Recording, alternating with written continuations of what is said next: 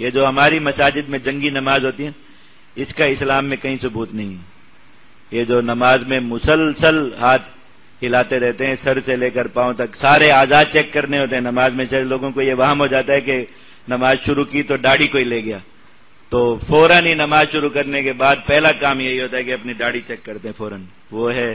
اس کے بعد پھر یہ خیال ہوتا ہے کہ شاید کوئی چیل کوا اوپر سے ٹوپی لے گیا، تو پھر فوراً پہلے وہ ٹوپی اتار کے یوں دیکھ کے پھر سر پہ رکھی جائے گی۔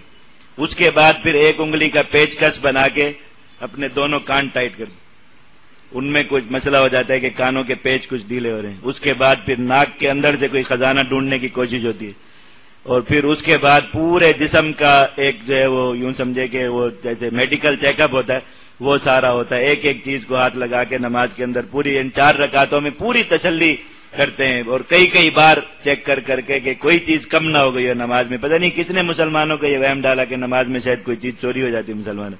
پوری جیبیں چیک کریں گے اچھی طرح، اور کئی لوگ تو ساتھ والے آدمی کو بھی چیک کر لیتے ہیں پورا کہ وہ کس طرح کا ہے۔ کئی دفعہ ایسا ہوتا ہے کہ نماز پڑھنے کے لیے کوئی ایسا آدمی ساتھ کھڑا ہو جاتا ہے کہ بالکل بندہ بھول جاتا ہے کہ میں نماز میں کیا کر رہا تھا اور امام صاحب کیا پڑھ رہے تھے، اس کی حرکتوں کی وجہ سے۔ اللہ تعالیٰ معاف فرمائے، اتنی کوئی الجھن، اتنی خارش ہوگی نماز میں ایک آدمی کو، آپ کو یہی لگے گا کہ اس بیچارے کو شاید خارش کا مرض ہے۔ جیسے ہی السلام علیکم ورحمۃ اللہ وبرکاتہ، بس پوری خارش کو تسکین ہوگی ایک دم۔ پھر آپ نہیں دیکھیں گے کہ یہ آدمی کہیں کھجا رہا ہے یا اس کو کوئی پریشانی ہے یا کوئی الجھن ہے یا کوئی۔ نماز کو درست کریں۔ اللہ تعالیٰ نے قوموا للہ قانتین کا حکم فرمایا، قنوت کے ساتھ اللہ رب العزت کے سامنے کھڑے، جیسے کوئی ادب احترام کے ساتھ۔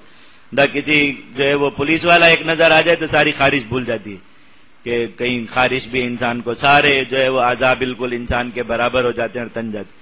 حضرات صحابہ کرام کی نمازوں کی ایسی کیفیت ذکر ہوئی جیسے کہتے تھے زمین میں لکڑی گاڑ دی، جیسے اس کے اندر سانس ہی نہیں کہ یہ ہل ہی نہیں سکتی اپنی جگہ سے، اس طرح کی نمازیں۔ اللہ تعالیٰ معاف فرمائے، اتنی بیکار نمازیں ہو گئیں، اور اللہ تعالیٰ نے یہ اس نماز کی اجازت صرف کہ آپ ذرا اپنا اسلحہ ہتھیار یہ ساری چیزیں چیک کرتے رہیں، جہاد میں دی تھی کہ دشمن کا خوف ہو تو پھر کریں۔